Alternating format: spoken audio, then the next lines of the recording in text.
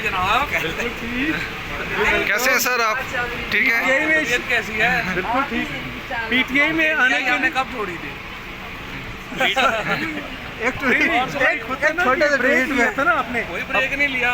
Break यहाँ जैसे break हो रहे हैं पता ही है आपको। सर वैसे पूरे ब्रेक में हम तो इकट्ठे रहे कचहरी में। काउंसिल की स्पेशल सीटिंग के हवाले से देखिए बड़ी सीधी बात है, सुप्रीम कोर्ट ने दो फैसले करने हैं ना। एक फैसला तो ये है कि वो जमातें जिन्होंने इलेक्शन में जितना हिस्सा मिला है स्पेशल सीट्स पे उनका उतना ही हिस्सा है या ज़्यादा हिस्सा है, और दूसरा ये है कि क्या PTI as a party exist करती है या नहीं करती। क्योंकि पहले चीफ जस्टिस साहब ने कहा कि सिंबल ले लेते हैं लेकिन पार्टी एग्जिस्ट करती है।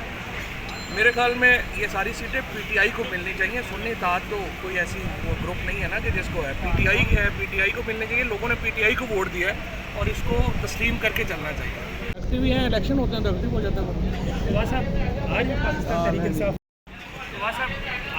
तहरीक इंसाफ में हम थोड़ी देर पाकिस्तान तहरीक इंसाफ में है।